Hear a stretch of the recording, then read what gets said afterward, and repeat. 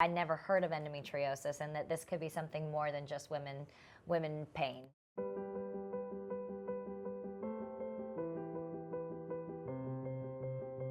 The symptoms of that are that it's extremely painful during your periods. Sometimes, for me at least, it's throughout the entire month. Major heavy bleeding and spotting all throughout the entire month for me. And for my symptoms, I started feeling them when I was about 15, and at the time it was sort of like, I don't really talk about this stuff, it's really uncomfortable and awkward, and you know, there's sort of like the stigma that you shouldn't talk about women's health issues anyway.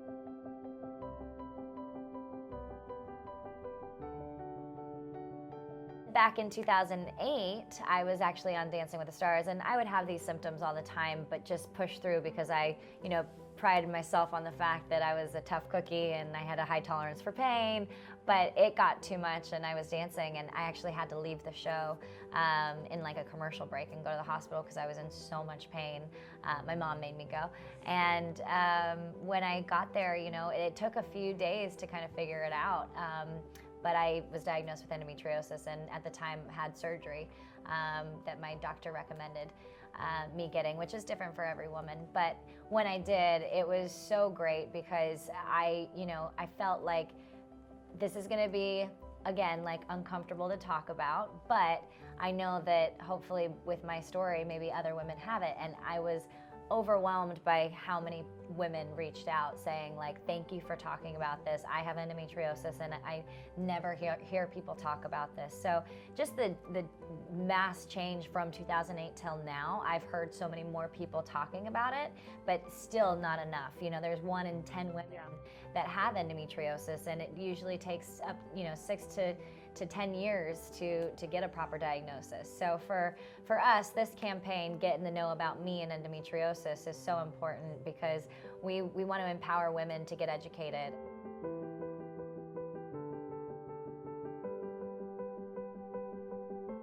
Well, I think that probably because I'm older. I'm older and I don't care so much about being politically correct, or I'm more concerned about women and my body, and the fact that when I was open about my story, my mom actually was diagnosed after me, which makes me think, oh my gosh, my mom was dealing with this for how many years, and she wasn't able to talk about it because she wasn't raised that way to be open and talk about those things. And so, and then also just, it can be hard to diagnose and stuff. So just being able to talk about it and share your symptoms is so important.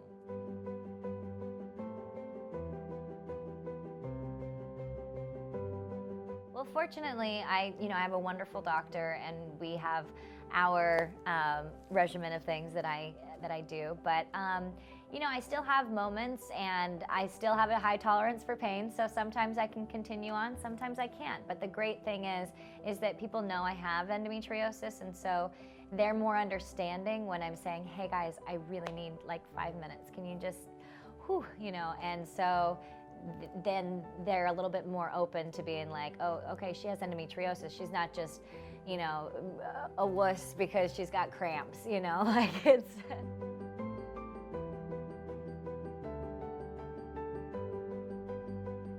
Oh, 100%.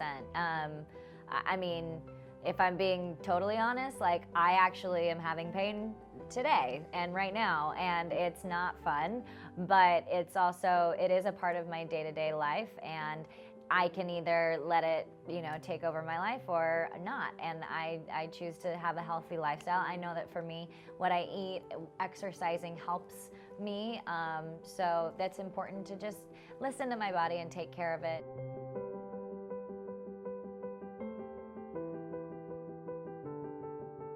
Honestly, I sleep a lot more. I go to bed earlier, and that's really important to me. I always think of sleep as my second workout, because if I do everything and I'm working out and everything, if I don't rest my body, then it's all for nothing. So sleeping was much more of a priority. I try to just have a healthy lifestyle regardless, but I don't eat a lot of acidic food. I mean, I still do, but I try not to as much. Inflammation, all of those things. And then just staying active.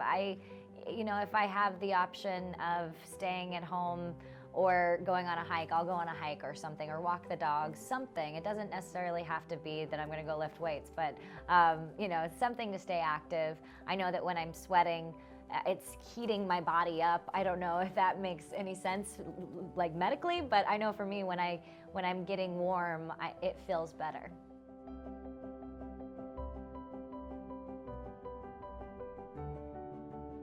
My goodness, I mean, just knowing that it's not just you and that you're keeping it in, that to me is like so scary. Like, to be able to talk about it and openly discuss it, I think that is a huge and very important thing to do. If you're keeping it inside, like that's no fun at all. So being able to talk about it with your friends, with your family, whoever that may be.